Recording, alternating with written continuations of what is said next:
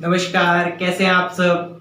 तो जो आज का रिजल्ट देखने वाले हैं, आज हम लोग क्या करेंगे, एक थ्योरम देखने वाले हैं। क्योंकि कुछ दिन पहले हमने एक रिजल्ट देखा था। वो रिजल्ट ये था कि every field is an integral domain. हम लोगों ने वहां पर उस दिन वो थ्योरम देखी थी, जिसका लिंक आपको डिस्क्रिप्शन में मिल जाएगा।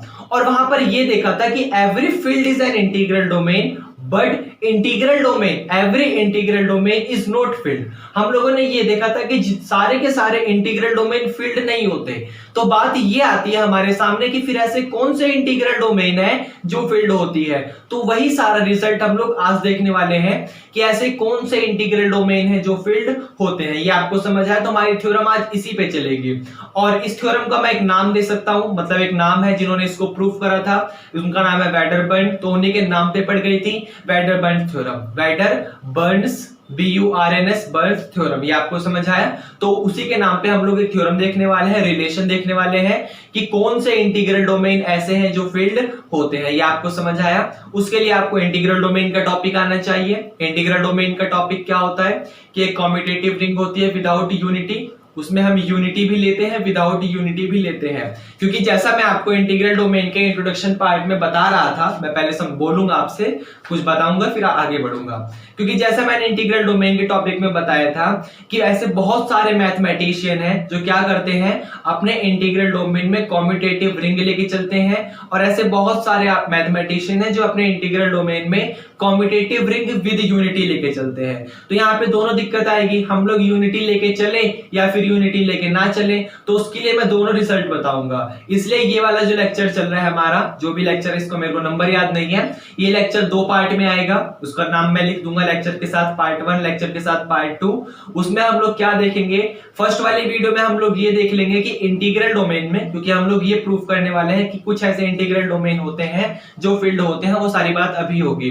तो हम लोग ये देखेंगे फर्स्ट पार्ट में कि इंटीग्रल डोमेन में कुछ इंटीग्रल क्या बोल रहा था मैं, हाँ वही कि कुछ मतलब इंटीग्रल डोमेन में हम लोग क्या करेंगे, पहले अपने रिजल्ट को यूनिटी लेके प्रूफ करेंगे। हम लोग ये मान के चलेंगे कि इंटीग्रल डोमेन का मतलब होता है commutative ring with unity and without zero division. ये समझ आया। और फिर उसको फील्ड प्रूफ करेंगे। उसके अलावा हम लोग अपने सेकंड वाले लेक्चर में, जो हमारा पार्ट 2 आएगा, उसमें हम लोग ये देखेंगे इंटीग्रल डोमेन में कम्यूटेटिव रिंग विदाउट यूनिटी। हम लोग वहां पे यूनिटी लेके नहीं चलेंगे, हम लोग लेंगे commutative ring without unity without zero division. ये आपको समझ आया, वो पार्ट 2 में चलेगा। ये पार्ट 1 चल रहा है, तो पार्ट 1 में हम लोग इंटीग्रल डोमेन में लेके चलेंगे commutative ring with unity without zero division. फिर उसको हम लोग जो भी होगा फील्ड वगैरह देखेंगे, क्या रिलेशन बन रहा है। ये आपको समझ आया। और दोनों का मीनिंग देखिए यहाँ पर क्या है। जैसे यहाँ पे देखिए, मैं पहले समझाऊंगा आपको, फिर बताऊंगा कि यहाँ पर अभी बहुत सारी चीजें हैं जो आपको समझानी है, बोलने वाली है, मतलब बोल बोल के समझाने वाली हैं। जैसे देखिए लेक्चर 1 जो हम लोग पार्ट 1 जो हम लोग पढ़ रहे हैं, पार्ट 1 में अपने इंटीग्रल डोमेन का मीनिंग हम लोग लेंगे। इंटीग्रल डोमेन का मीनिंग हम लोग लेंगे commutative ring with unity and without zero division. वो तो same to same, without zero division तो आएगा ही। उसके अलावा जो हम लोग पार्ट 2 लेंगे, पार्ट 2 में हम लोग अपने इंटीग्रल डोमेन का मीनिंग लेंगे commutative ring without unity, unity नहीं लेना, और प्लस का वही same to same without zero division, बाकी सारी बात वही है। तो यहाँ पर आप लोग काफी अच्छे से देख सकते हैं कि यहाँ पर हमारे पास जो है ज्यादा रिजल्ट है। रिजल्ट मतलब जो कंडीशन हमें गिवन होती है उसको हाइपोथेसिस कहा जाता है और मैथमेटिक्स में, और जो रिजल्ट हम लोग को प्रूफ करना होता है उसको कंक्लूजन कहा जाता है। आप समझते हैं इस चीज को। मैं लिख भी देता हूं कि जो रिजल्ट हम लोगों को गिवन होता है उसको हाइपोथेसिस कहा जाता है, हाइपोथेसिस कहा जाता है। और जो रिजल्ट हम लोगों को प्रूफ करना होता है उस रिजल्ट को कंक्लूजन कहा जाता है, जो मतलब फाइनली हमारा रिजल्ट होता है। तो यहाँ पर आप लोग देख सकते हैं कि ये कंडीशन हमें गिवन होगी इंटीग्रल डोमेन वगैरह में, ये जो भी है।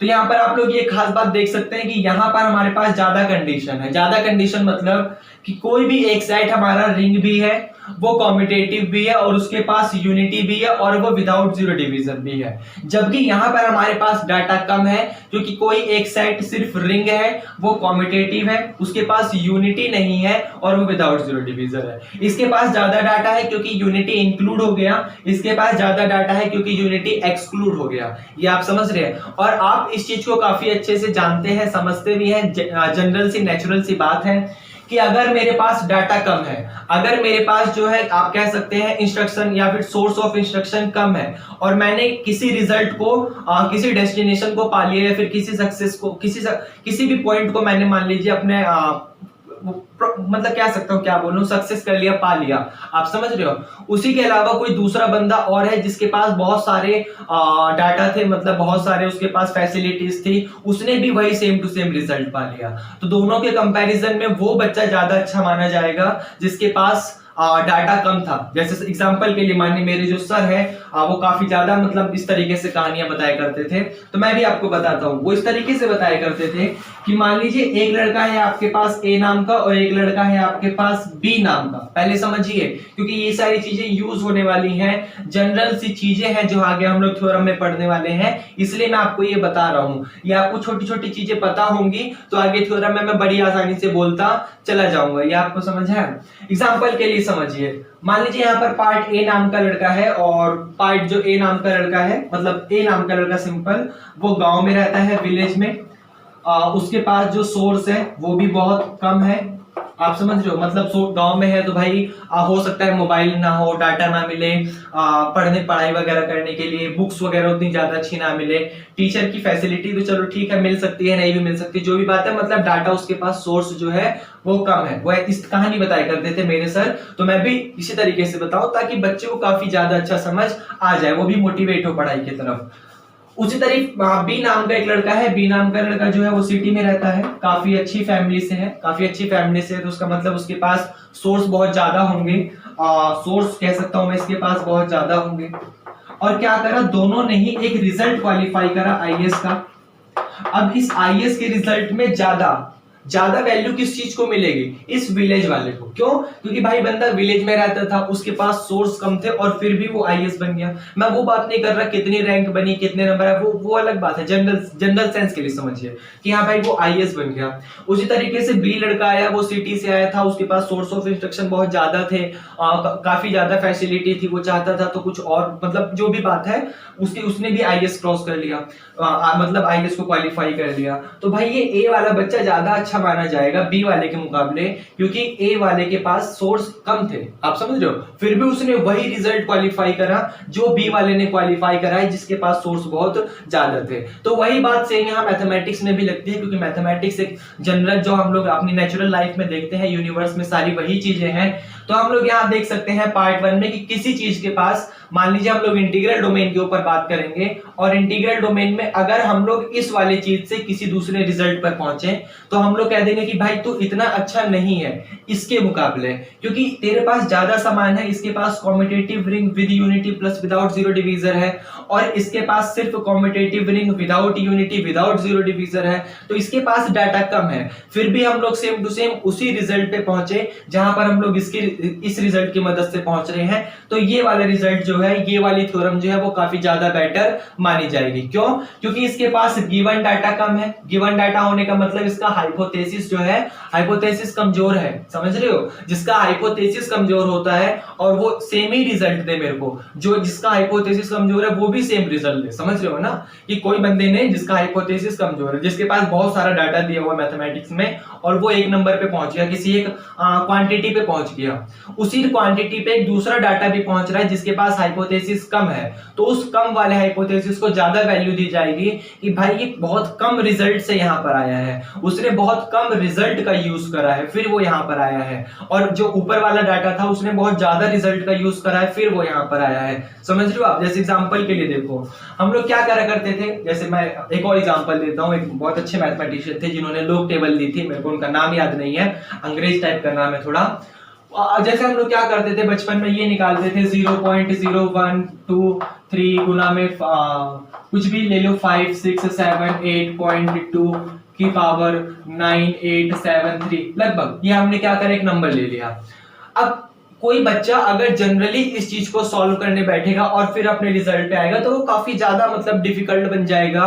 उसने बहुत ज्यादा चीजों का यूज करा होगा, पहले उसने मल्टीप्लाई करी होगी, फिर मल्टीप्लाई करने के बाद उसने पावर करा होगा, फिर पावर करने के बाद भी उसने बहुत ज्यादा कैलकुलेशन करी होगी, बार बार, समझ लो ना, बहुत हाई फाई पावर है तो बहुत ज्यादा बार मल्टीप्लाई करी होगी। मतलब ये समझ लो इस चीज को सॉल्व करने में एक अच्छे खासे बच्चे, नॉर्मली एक अच्छे खासे बच्चे का मतलब थोड़ा ब्रेन यूज हो जाएगा, मैं ये कह सकता हूं। तो ये डाटा काफी लंबा था। तो फिर एक क्या हुआ कि एक मैथमेटिशियन है, उन्होंने देखा कि मेरे पास इस तरीके की कैलकुलेशन बहुत ज्यादा लंबी हो रही है जो मेरे को कोई रिजल्ट देगा। उन्होंने क्या करा, एक लोग बना दिया, लोग नाम की चीज बना दी, लोगारिथम फंक्शन, जिससे मैं किसी भी नंबर्स को वेरी इजीली सॉल्व कर सकता हूं। मैं इस डाटा को सॉल्व कर रहा था अपनी कैलकुलेशन की मदद से, डिवाइड की मदद से, जो भी कैलकुलेशन लगा रहा था, जो भी अरिथमेटिक इस पे लगा रहा था, मैं इस डाटा पे पहुंच रहा था। उसी के अलावा क्या करा मैंने, इस पे ही एक बहुत कम सा डाटा लगाया, क्योंकि लोग में ये पावर आगे आएगी, मल्टीप्लाई में डिवीजन में ऐड हो जाएगा, तीनों की अलग अलग वैल्यू देख लो, रिजल्ट आपको मिल जाएगा। मैं बहुत कम डाटा यूज करूंगा और उससे भी यहां पर पहुंच जाऊंगा। तो भाई इसको ज्यादा प्रायोरिटी दी जाएगी, क्योंकि ये एक ऐसी चीज है जिसने बहुत कम चीजों का उपयोग करा और अपना ये रिजल्ट बता दिया। और ये एक ऐसी चीज है जिसने बहुत ज्यादा क्या बोलते हैं, डाटा का उपयोग करा और फिर वही अपना रिजल्ट दे रहा है। ये आपको समझ आया? एग्जांपल के लिए ऐसे बहुत सारे एग्जांपल लाइफ में एग्जिस्ट करते हैं। जैसे मान लीजिए कोई यूट्यूबर ही है, जैसे मान लीजिए यूट्यूब पे वीडियो डल रही है, कोई यूट्यूबर ही है, अब उसने इसी थ्योरम को 5 मिनट में करवा दिया, काफी अच्छा यूट्यूबर है, काफी फेमस है, रिजल्ट पढ़ाता अच्छा है। अब मैंने क्या करा, ये वीडियो कम से कम 40 मिनट तक चली जाएगी, और मैंने क्या करा, इसी वीडियो को 40 मिनट में बताया। मैं भी काफी अच्छा यूट्यूबर हूँ, काफी अच्छा पढ़ाता हूँ। मतलब दोनों का ये नहीं देखना, कंपैरिजन नहीं करना, कौन अच्छा पढ़ाता है कौन पढ़ाता है। भाई पढ़ा तो दोनों अपने मन से रहे हैं, कोई अगर यहाँ पर आके पढ़ाएगा तो अपना टाइम तो बर्बाद करेगा नहीं, तो वो नहीं देखना, बस ये देखना कि वो कैसा, उसने जो पढ़ाया उसने कितना टाइम लिया और वही रिजल्ट दिया। तो किसी दूसरे यूट्यूबर ने इसको 5 मिनट में पढ़ा दिया, अच्छा मैं बोल रहा हूं दोबारा से, अच्छा खराब नहीं देखना, और अपने रिजल्ट पे पहुंच गया। मैंने इसी को 40 मिनट में पढ़ाया, फिर अपने अच्छे रिजल्ट पे पहुंच गया। तो मेरे मुकाबले वो वाला यूट्यूबर, सॉरी वो वाला, मैं टीचर बोलूंगा यूट्यूबर, वो वाला टीचर जो है काफी ज्यादा बेटर है मेरे मुकाबले, क्योंकि उसने भाई इस चीज को 5 मिनट में काफी अच्छा समझा के अपने रिजल्ट पे पहुंच गया, और मैं इसी चीज को समझाने में 40 मिनट ले रहा हूं, फिर अपने रिजल्ट पे पहुंच गया। तो वही बात यहां पर भी है कि अगर मेरे को इंटीग्रल डोमेन देता है, तो वैसे तो इंटीग्रल डोमेन में कुछ मैथमेटिशियन इस डेफिनेशन को लेते हैं, कुछ मैथमेटिशियन इस डेफिनेशन को लेते हैं। मैंने वहां पर क्लियर बताया था कि फिर वो एग्जैक्टली कौन सा मानेंगे, वो सारी बात बताई है कि जिसको ये जरूरत होगी ये लेगा, जिसको जरूरत होगी ये लेगा। वो सारी बात इंटीग्रल डोमेन में बताई है, जिसका लिंक डिस्क्रिप्शन में आपको मिल जाएगा। अगर आपने नहीं देखा तो प्लीज देख लीजिएगा। तो फिर मैं क्या करने वाला हूं, इसके पास डाटा ज्यादा है तो मैं इस वाली थ्योरम को भी प्रूव करने वाला हूं और मैं इस वाली थ्योरम को भी प्रूव करने वाला हूं। लेकिन इस वाली थ्योरम का रिजल्ट काफी ज्यादा बेटर माना जाएगा, क्योंकि इसके पास डाटा बहुत कम है और इसके पास डाटा बहुत ज्यादा है। आप समझ रहे हो? तो फर्स्ट वाले पार्ट में हम लोग ये वाले रिजल्ट देखेंगे कि एक इंटीग्रल डोमेन ऐसा लेंगे जो कि commutative ring with unity plus without zero divisor है। फिर जो पार्ट सेकंड इसके बाद आएगा उसमें हम लोग ये देखेंगे कि एक कॉम्यूटेटिव रिंग है और वो विदाउट जीरो डिवीजर है। ये आपको समझ है? अब बढ़ता हूं मैं अपनी मेन थ्योरम पे, जो हमारी मेन क्लास स्टार्ट होगी। सॉरी, ये मेरे को थोड़ा सा समझाना था, थोड़ी बेसिक चीजें हैं आपको पता होनी चाहिए, इसलिए मैं बोल रहा था।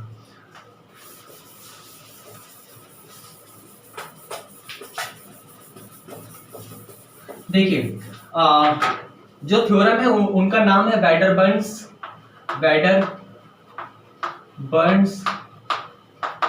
थ्योरम। हो सकता है उनके नाम पे थ्योरम पूछ ले आपसे, मतलब अगर एग्जामिनेशन के पर्पज से पढ़ रहे हो तो हो सकता है उनके नाम पे थ्योरम पूछ ले, या हो सकता है वो अपने स्टेटमेंट दे दे और स्टेटमेंट कुछ इस तरीके से आपको लिखा हुआ मिलेगा कि every finite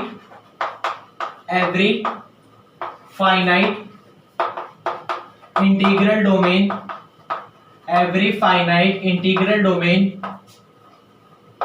is a field.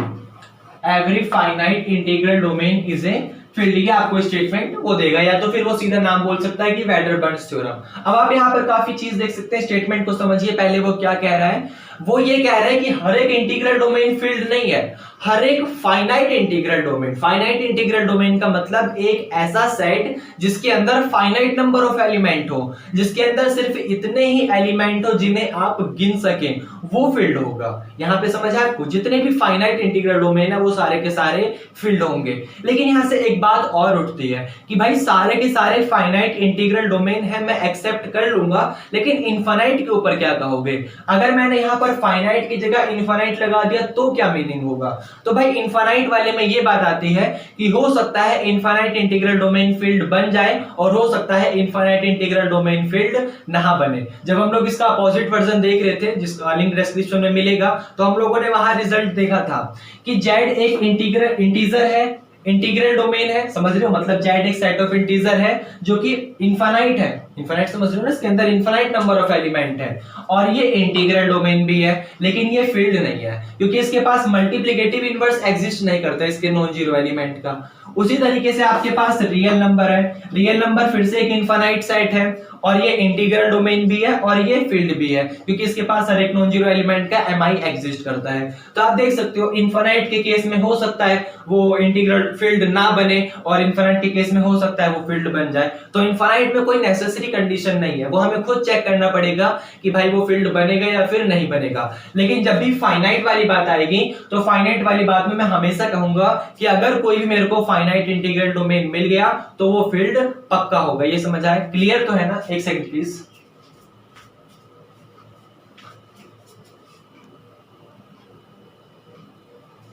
हाँ क्लियर है, ठीक है। तो बस आइए इस थ्योरम का प्रूफ देखते हैं, फिर अपने रिजल्ट स्टार्ट करते हैं। उम्मीद है मेरे को स्टेटमेंट आपको समझ आया होगा। बात सिंपल सी कह रहा है कि जितने भी फाइनाइट इंटीग्रल डोमेन है वो फील्ड होंगे। अच्छा एक बात और चलिए मैं बता देता हूं, क्योंकि जितना अच्छा पढ़ेंगे उतना ज्यादा बेटर होगा। देखिए इंटीग्रल डोमेन में कौन कौन सी प्रॉपर्टी आती थी? पहली प्रॉपर्टी आपको पता होनी चाहिए, अगर प्रॉपर्टी नहीं पता आप फंस सकते हैं। इंटीग्रल डोमेन और फील्ड में कौन कौन सी प्रॉपर्टी आती है? तो आपके पास रिजल्ट क्या होता है? इंटीग्रल डोमेन में एक CRU, मैं यू लेके चल रहा हूं फर्स्ट वाले पार्ट में इसलिए बता रहा हूं, एक CRU होता है प्लस विदाउट जीरो डिवीजर होता है, विदाउट जीरो डिवीजर।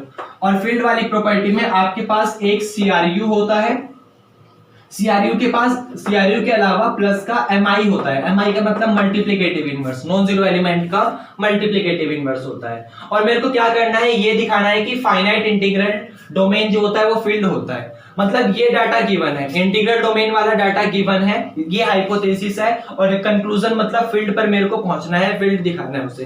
तो आप देख सकते हो यहाँ पर CRU वाली प्रॉपर्टी तो दोनों में कॉमन है, यहाँ पर भी CRU, वहां पर भी CRU। इसके अलावा एक्स्ट्रा क्वांटिटी मुझे क्या प्रूफ करनी है? देखिए ना, CRU दिया हुआ है, CRU मुझे प्रूफ करना है, तो जो दिया हुआ मैं कह दूंगा भाई तू उठा के ले जा। जो मेरे को दिया था मैंने उसे दे दिया रिजल्ट को, जो मेरे को प्रूफ करना था, तो उसको तो देखना नहीं बचा क्या, उसके अलावा हमें क्या लाना है। तो हमारे पास क्या बचा? mi बचा। मतलब हमें क्या प्रूफ करना पड़ेगा? इंटीग्रल डोमेन की मदद से mi प्रूफ करना पड़ेगा, मल्टीप्लिकेटिव इनवर्स प्रूफ करना पड़ेगा। ये आपको समझ आया? तो हम लोग इसी के ऊपर काम करेंगे, क्योंकि CRU वाला डाटा तो हमें सेम टू सेम गिवन है। जब गिवन है तो उसको क्या प्रूफ करोगे, ये आपको समझ आया? तो आगे बढ़ते हैं और अब अपना प्रूफ स्टार्ट करते हैं, ध्यान से देखिएगा। तो चलिए अब इसका प्रूफ ही स्टार्ट करते हैं, देखते हैं कैसा रिजल्ट हमें प्रूफ देगा। तो यहां पर मान लीजिए पहले जो डाटा हम लोगों को गिवन है उसे लिख लेते हैं, फिर जो हम लोगों को प्रूफ करना है उसे देखेंगे। गिवन दैट, ये हम लोगों को गिवन है, गिवन दैट सेट, क्योंकि हम लोग सेट मान के चल रहे हैं, या फिर मान लेते हैं given that given integral domain, हम लोगों को फाइनाइट इंटीग्रल डोमेन गिवन है, फाइनाइट इंटीग्रल डोमेन ये हम लोगों को गिवन है।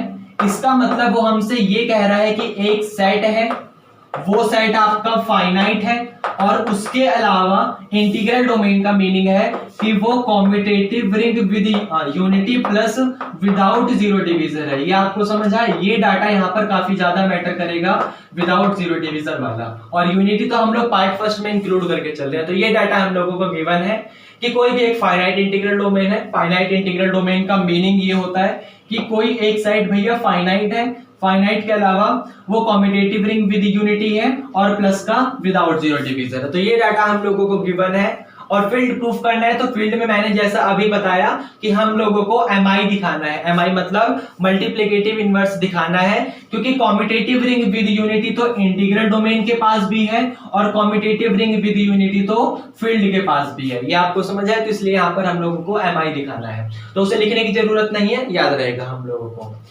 हमने मान लिया कोई भी एक फाइनाइट सेट मान लिया, जैसे मान लीजिए नाम दे दिया मैंने D, जनरल कोई भी नाम दे सकता था, ABCD, D नाम दे दिया, डोमेन इंटीग्रल डोमेन लिंक कह सकता हूं D। तो ये D जो है ये एक फाइनाइट सेट है। फाइनाइट सेट आप काफी अच्छे से जानते हैं, एक ऐसा सेट है जिसके अंदर फाइनाइट नंबर ऑफ एलिमेंट है। फाइनाइट नंबर मतलब वो कहीं ना कहीं से तो स्टार्ट होते हैं, x1 x2 x3 इस तरीके से डॉट डॉट डॉट, लेकिन कहीं ना कहीं फिनिश जरूर होते होंगे। कोई भी चीज आपके पास फाइनाइट होती है उसका मतलब उसके पास उसका स्टार्टिंग पॉइंट और एंडिंग पॉइंट होता है, और बीच के या फिर कह सकता हूं उसकी कार्डिनैलिटी काउंट करी जा सकती है, नंबर ऑफ एलिमेंट काउंट करे जा सकते हैं। तो यहाँ पर आप देख सकते हैं कि इसके पास total number of element n है, क्योंकि x1 से स्टार्ट होकर xn पे खत्म हो रही है, तो ये फाइनाइट हो गया क्योंकि मैंने इसे गिन लिया। ये आपको समझ आया। अब देखिए यहाँ पर क्रिएटिविटी काम करती है, किस तरीके से आप इस थ्योरम को प्रूव कर सकते हो। मान लो मैंने यहां से कोई एक एलिमेंट उठाया A, जनरल कोई भी एक एलिमेंट उठाया A जो कि नॉन जीरो एलिमेंट है और वो बिलोंग करता है D में।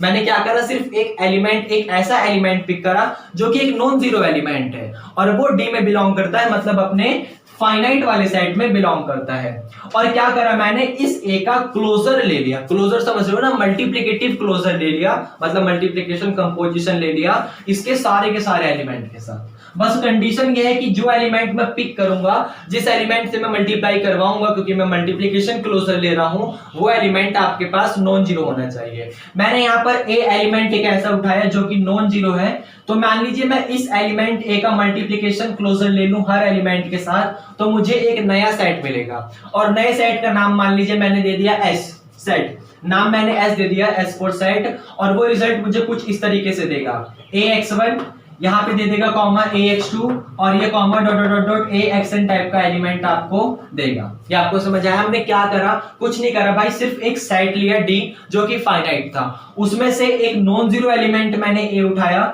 जो कि बिलोंग करता है D में। ये आपको समझ आया।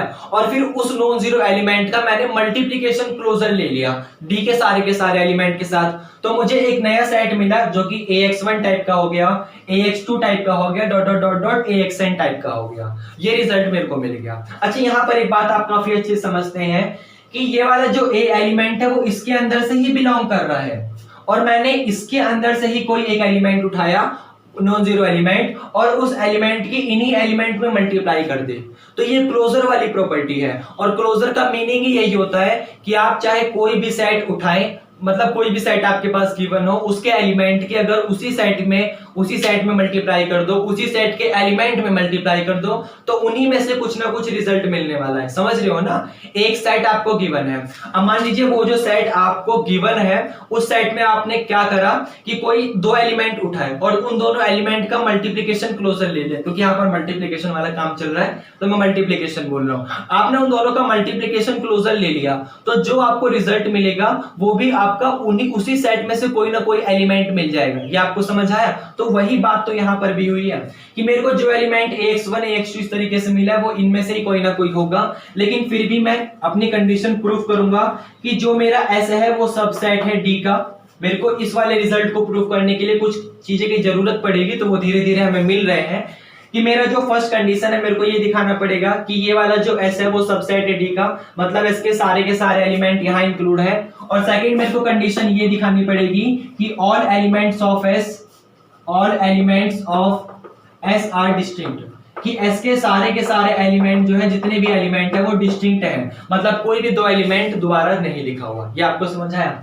अच्छा, ये वाली कंडीशन तो बहुत आसान है, इसको तो हम लोग क्लोजर वाली प्रॉपर्टी से प्रूव कर सकते हैं, क्योंकि क्लोजर वाली प्रॉपर्टी यही कहती है कि भाई आपने क्या करा, उस सेट के अंदर से कोई एलिमेंट पिक करा और उस एलिमेंट की इन्हीं सारे के सारे सेट के एलिमेंट में मल्टीप्लाई करवा दी, तो रिजल्ट आपको जो भी मिलेगा वो इसी सेट में से कुछ मिलेगा। जैसे एग्जांपल के लिए मैं बताता हूं, मान लो आपने A एलिमेंट उठाया X4 नाम का, याद रहेगा एक बार बोलूंगा हर चीज। आपने, क्योंकि लंबा पड़ेगा ना इसलिए, आपने एक एलिमेंट ए उठाया x4 नाम का, उसकी x1 में मल्टीप्लाई करी, रिजल्ट आपको x3 मिल गया, x3 यहां लिखा हुआ, बस नामकरण चेंज हुआ है, जिसका नाम पहले x3 था उसका नाम अब ax1 हो गया, नाम चेंज हुआ है। मान लीजिए आपने ax4 उठाया, उसकी मल्टीप्लाई करवाई x2 में और आपको axn मिल गया, तो आपने xn को अब ax2 के नाम से लिख दिया, बस नामकरण चेंज है। मान लीजिए आपने x4 a का मतलब x4 उठाया और आपने उसकी x3 में मल्टीप्लाई करी तो आपको x7 मिल गया, तो आपने उसको axn लिखा है, बस नामकरण चेंज है। बाकी एलिमेंट कुछ यहाँ, यही एलिमेंट हो सकता है ये हो, ये एलिमेंट हो सकता है ये हो, ये हो सकता है ये हो, ये हो सकता है ये, मतलब ये जो एलिमेंट लिखे हुए ये इनमें से ही कुछ ना कुछ है। तो इसका मतलब ये साफ साफ बात क्लियर होती है कि ये प्रॉपर्टी क्लोजर है। क्लोजर का मतलब ये जो मेरे पास डाटा गिवन है वो सारा का सारा इन्हीं में से कुछ ना कुछ है, बस आगे पीछे हुआ पड़ा है। कोई डाटा हो सकता है यहाँ का यहाँ लिखा हो, ये हो सकता है यहाँ का यहाँ लिखा हो, डाटा आगे पीछे लिखा हुआ है। बाकी ये सारे के सारे एलिमेंट इसमें बिलोंग कर रहे हैं, क्योंकि मैंने क्लोजर वाली प्रॉपर्टी लगाई है, और क्लोजर वाली प्रॉपर्टी का रिजल्ट ही यही होता है कि भाई वो उसी सेट का एलिमेंट मिलने वाला है, चाहे आप जैसा भी ऑपरेशन लगा दो। ये आपको समझ आया? तो क्लोजर प्रॉपर्टी की वजह से मैं साफ साफ कह सकता हूं कि एस इंक्लूड होगा डी में। उसके बाद सेकंड वाला रिजल्ट देखिए कि all elements of S R district, S के सारे एलिमेंट अलग हैं। अगर मैंने इस प्रॉपर्टी को प्रूफ कर दिया तो मेरा फायदा ये होने वाला है कि जब एस के सारे एलिमेंट अलग हैं, अलग होने का मतलब आप देख सकते हो ax1 अलग है बिल्कुल ax2 से, और कोई नहीं है, axn सारे के सारे अलग हैं, तो इसका मतलब टोटल नंबर ऑफ एलिमेंट कितने हैं, 1 से लेकर n तक n नंबर ऑफ एलिमेंट है। ये आपको समझ आया? और ये सारे के सारे एलिमेंट यहाँ पाए जाते हैं, तो इसके पास भी n नंबर ऑफ एलिमेंट है, इसके पास भी n नंबर ऑफ एलिमेंट है, सारे के सारे अलग है, कोई भी डाटा सेम नहीं है। तो इन दोनों रिजल्ट से मैं ये कह दूंगा कि मेरा s और d आपस में बराबर होगा, क्योंकि ये सारे के सारे डाटा, ये जितना भी यहाँ लिखा हुआ है एलिमेंट, वो सारे के सारे यहाँ पाए जाते हैं। डाटा बोलना ज्यादा बेटर रहेगा, ये सारी की सारी क्वांटिटी यहाँ पाई जाती है, समझ लो, डाटा वहां पाया जाता है, और ये जितने भी डाटा लिखे हुए हैं वो सारे के सारे अलग हैं। तो अलग बोलने से मेरा ये फायदा हो जाएगा कि ax1 मेरे पास टोटल नंबर ऑफ एलिमेंट 1 से लेकर n तक है, तो n नंबर ऑफ एलिमेंट मिल जाएंगे। अब n नंबर ऑफ एलिमेंट अगर ये मुझे मिल गए हैं तो वही same to same n number of element यहां मिल गए हैं, तो इसका मतलब n इसके पास भी है, n इसके पास भी है। जो डाटा यहां लिखा है उन्हीं का उबड़ खाबड़ आगे पीछे करके कुछ यहां लिखा हुआ है, इसकी मदद से हम लोग देख सकते हैं। तो भाई कंडीशन तो वही हो गई ना कि s और d आपस में बराबर हो गए, क्योंकि n एलिमेंट इसके पास है, लास्ट टाइम n एलिमेंट इसके पास है और n एलिमेंट इसके पास है। ये बात समझ आई? ये सारे के सारे डाटा अलग अलग है, और ये डाटा कहां से मिले हैं, यहीं से मिले हैं। तो n इसके पास थे, n इसके पास थे, और सारे के सारे अलग हैं। और ये जो नया एलिमेंट मेरे को s मिला है वो d की मदद से मिला है, क्योंकि मैंने d के एलिमेंट की मल्टीप्लाई करवाई है। तो रिजल्ट तो साफ साफ हो गया ना कि आपका s इक्वल टू d हो गया। ये समझ आया?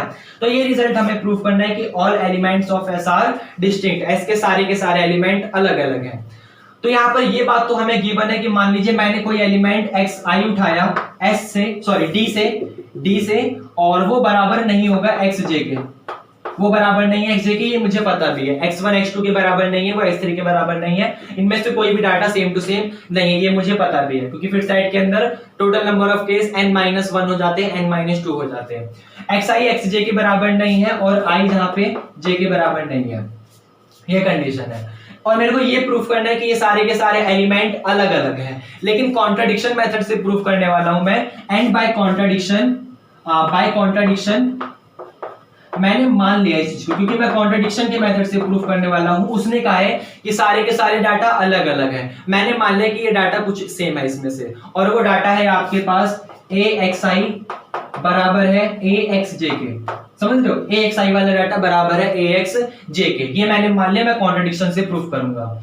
अब यहां पर देखिए axi बराबर है axj के, तो आप आसानी से a से a नहीं, वैसे जनरल a इनवर्स से दोनों तरफ कंपोजिशन नहीं ले सकते, क्योंकि आपके पास अभी किसी एलिमेंट का मल्टीप्लिकेटिव इनवर्स नहीं है, क्योंकि वही आपको फील्ड प्रूफ करना है। तो आप यहाँ पे a इनवर्स का कंपोजिशन लेके तो हटा नहीं सकते, लेकिन आपने इंटीग्रल डोमेन पढ़ा हुआ है, और इंटीग्रल डोमेन में अभी कुछ दिन पहले हम लोगों ने एक रिजल्ट देखा था कि इंटीग्रल डोमेन में कैंसिलेशन अलाउ होती है, कैंसिलेशन लॉ एग्जिस्ट करता है, लिंक डिस्क्रिप्शन में मिल जाएगा। देखा था अभी कुछ दिन पहले रिजल्ट चला था, परसों नरसों चला था कि इंटीग्रल डोमेन में कैंसिलेशन लॉ एग्जिस्ट करता है।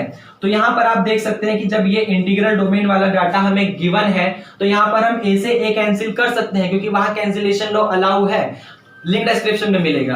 तो जब यहाँ पर ए से ए कैंसिल हो जाएगा तो रिजल्ट आपको xi is equal to xj मिल जाएगा।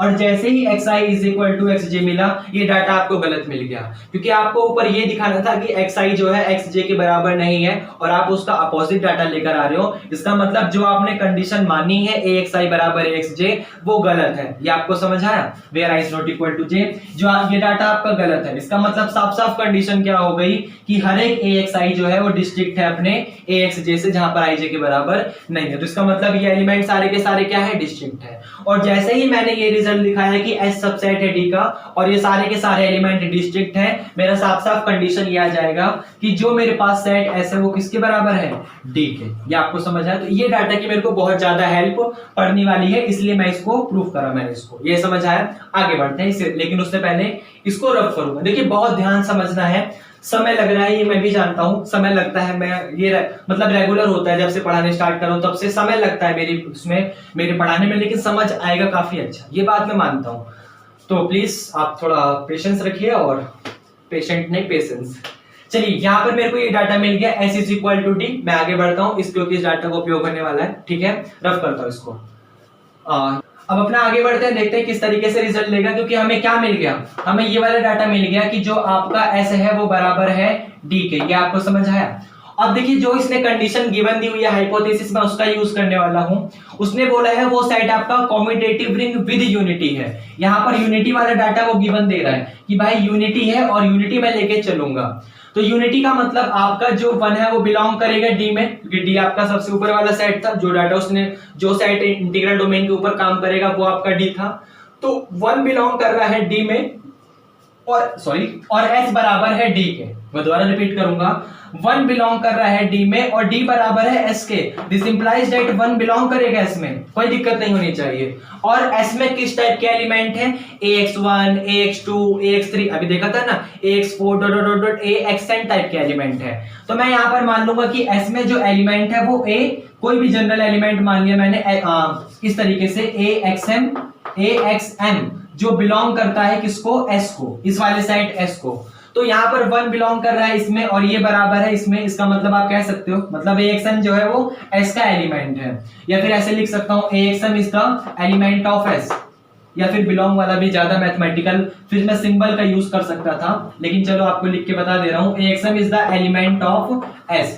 तो मैं यहाँ पे साफ साफ कह सकता हूँ कि जो मेरा 1 होगा वो बराबर किसके होगा, AXM के। ये आपको समझ आया, क्योंकि AXM S का एलिमेंट है, 1 बिलोंग कर रहा है इसको, तो दोनों डाटा आपका बराबर हो जाएगा। और क्योंकि ये रिजल्ट कॉम्यूटेटिव भी है, ये डाटा आपको गिवन है, क्योंकि ये रिजल्ट कॉम्यूटेटिव भी है, इसका मतलब आप इसे अपोजिट भी लिख सकते हो। ये आपका हो जाएगा XM इंटू A भी, चाहे आप उसको AXM लिखो चाहे आप उसको XM इंटू A लिखो। यहाँ पर M जो है वो 1 से बड़ा है या बराबर है, लेकिन n से छोटा है या फिर बराबर है, क्योंकि आपका xn जो है वो 1 से लेकर n तक में ही उसके बीच में कुछ ना कुछ है, या फिर 1 और n के बराबर है। ये आपको समझ है। तो वही मतलब xm का मतलब x1 भी हो सकता है, x2 भी हो सकता है, x3 भी हो सकता है, ऐसे करते करते कोई भी जनरल नंबर xn हो सकता है। तो आपका आ गया 1 बराबर AXN जो कि बराबर आ गया XM इंटू A के। ये आपको समझ आया। अब आप लोग यहाँ पर काफी अच्छे से देख सकते हो कि 2 क्वांटिटी है और 2 क्वांटिटी का मल्टीप्लिकेशन आपको एक आइडेंटिटी एलिमेंट 1 दे रहा है। देखिए इस चीज को काफी ध्यान से सुनिएगा कि आपके पास 2 क्वांटिटी है और 2 क्वांटिटी का मल्टीप्लिकेशन आपको एक रिजल्ट 1 दे रहा है। तो इसका साफ साफ मतलब है कि ये दोनों आपस में एक दूसरे के मल्टीप्लिकेटिव इनवर्स है। या तो A जो होगा वो मल्टीप्लिकेशन इनवर्स होगा XM का, या तो जो XM होगा वो मल्टीप्लिकेटिव इनवर्स होगा A का। मैंने उल्टा बोल दिया, जो XM था वो मल्टीप्लिकेटिव इनवर्स है A का, या फिर जो A है वो मल्टीप्लिकेटिव इनवर्स है XM का। इसका मतलब XM क्या है, कोई एक एलिमेंट है, X1, X2, X3 ऐसे करते करते X4 तक। और ये जो आपके पास A है ये भी एक नॉन जीरो एलिमेंट है, जो कि X1 भी हो सकता है, जो कि X2 भी हो सकता है, जो कि X3 भी हो सकता है। इसका साफ साफ मतलब एक सेट S का, क्योंकि XM जो है जनरल XM तो S से बिलोंग कर रहा है और AXM आपका D से सॉरी एक्सएम आपका डी से बिलोंग कर रहा है और एक्सएम आपका एस से कर रहा है, लेकिन जो जनरल एक्सएम है वो एस से कर रहा है, डी से कर रहा है। तो एक्सएम x1 भी हो सकता है, x2 भी हो सकता है, x3 भी हो सकता है, ऐसे करते करते xn भी हो सकता है। और ए भी आपका एक नॉन जीरो एलिमेंट आ गया जो कि x1 भी हो सकता है, जो कि x2 भी हो सकता है, जो कि x3 भी हो सकता है, कुछ भी हो सकता है एंड सो ऑन xn तक का।